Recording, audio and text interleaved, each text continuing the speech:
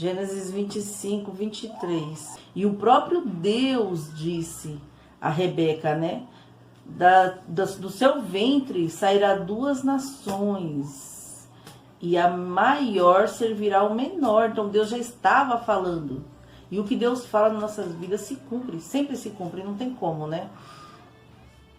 Então ficou aquela coisa. Rebeca, ela se apegou mais a Jacó, porque Jacó ele era de ficar mais em casa. E já Isaac se apegou mais a Esaú, por quê? Porque Esaú, ele era caçador e Isaac gostava, né, da caça, dessas coisas. Então ele acabou se apegando mais ao pai.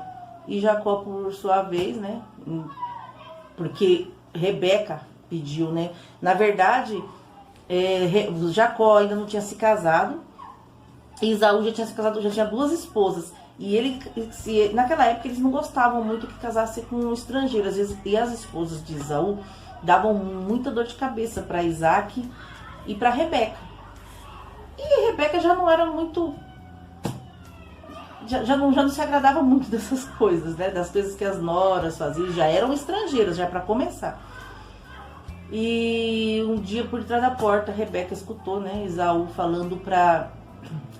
Na verdade, Isaac falando para Esaú: filho, eu vou te entregar a sua bênção, porque eu não sei quanto tempo que eu vou viver mais. Então já quero te entregar a sua bênção. Porque naquela época o filho que nascia primeiro, ele era herdeiro, né, da maior parte das coisas, inclusive das bênçãos. O pai abençoava a vida dele, né? E o que o pai falava, Deus ensinava embaixo.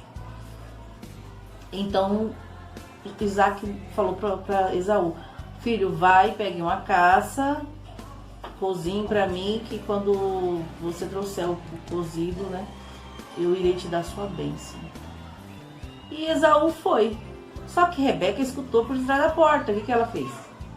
Ela falou para Jacó: Jacó, eu vou pegar um bicho aqui no quintal, né, vamos dizer assim, e vou cozinhar para você. E você vai levar o cozido para seu pai. Você vai fingir que é Esaú.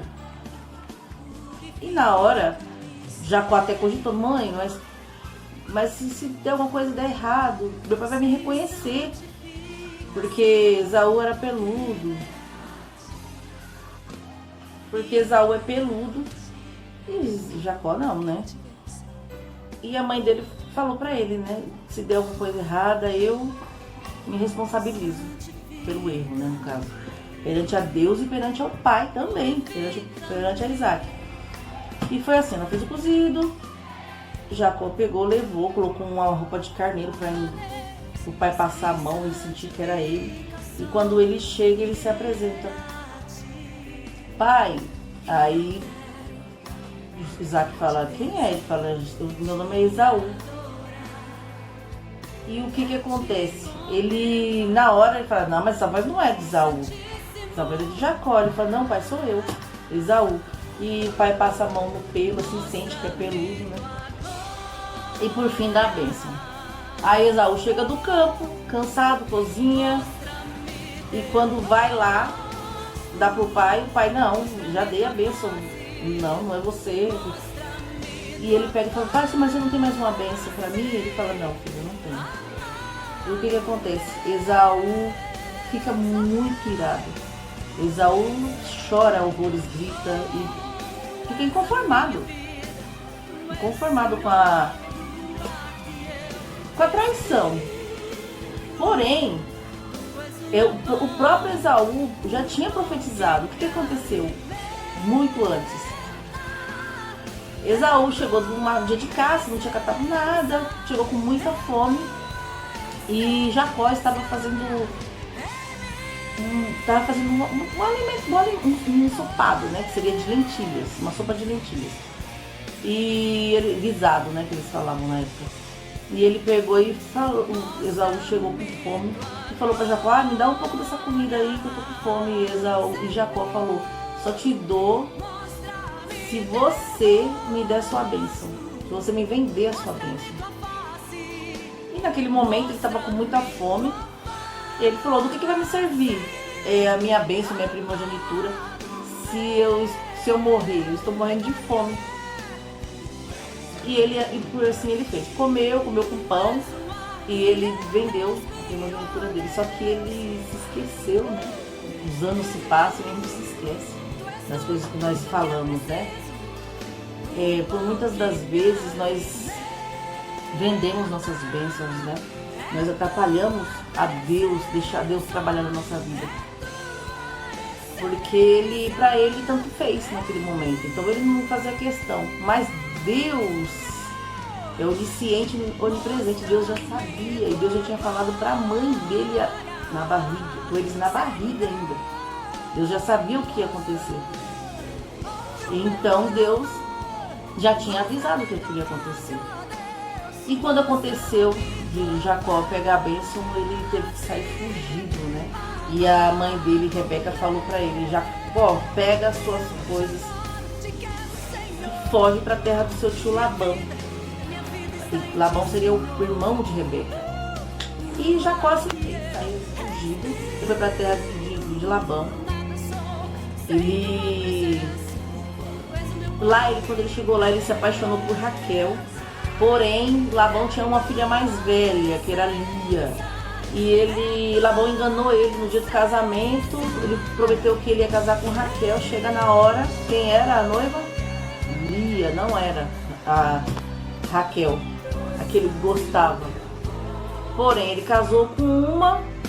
O Labão falou: você só vai casar com a outra se você trabalhar mais 7 anos pra mim. E ele ficou durante quase 20 anos trabalhando pro tio dele, Labão, e o tio dele enganando ele. Mesmo assim, ele saiu de lá com fortunas.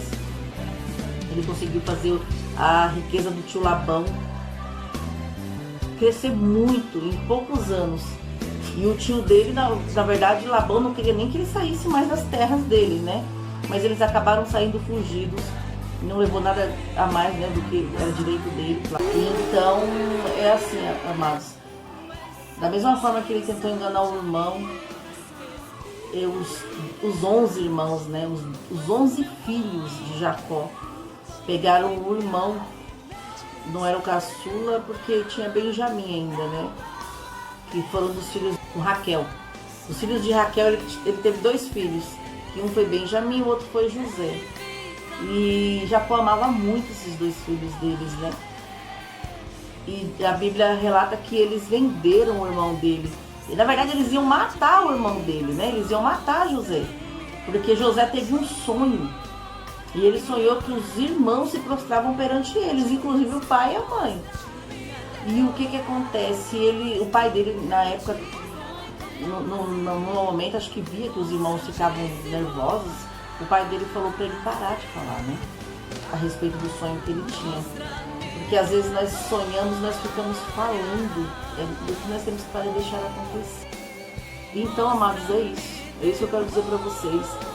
Não importa o quanto falem, não importa quanto tempo passe.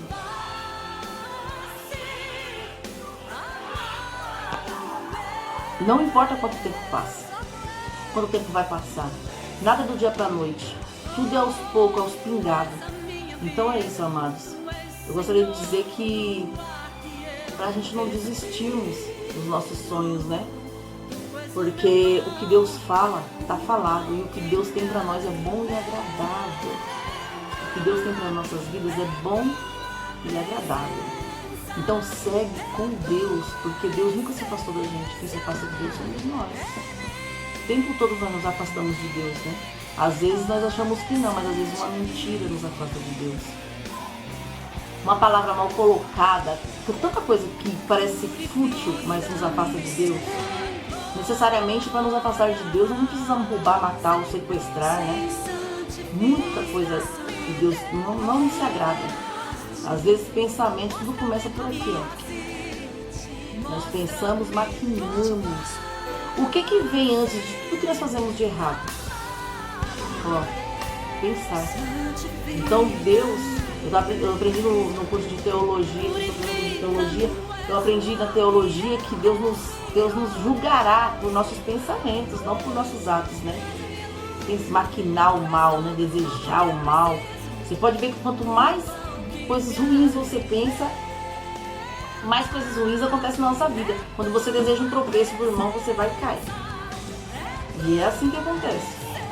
A lei da semeadura ela foi feita para todos nós, não importa a religião. E Deus, ele é um só. Deus é onisciente, onipresente. Deus, ele sonda nossos corações e nossa alma. Então, amadas, nós podemos esconder em caverna, nós podemos nos esconder aonde nós acharmos que ninguém vai ver. Nós podemos fazer coisas que nós achamos que a humanidade não está vendo. Mas existe um Deus que é o único e é o Deus que tudo vê. É o Deus que tudo pode. Então é assim, amados. Não importa o tempo que vai demorar.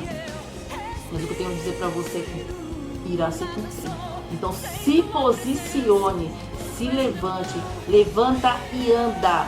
Esforçai-vos, como o próprio Deus disse direto para Josué. Esforçai-vos.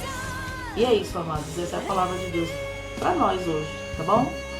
Que a graça e a paz do Senhor Jesus esteja conosco, não só hoje, mas para todo sempre. Amém? Amém. A paz do Senhor Jesus, amados.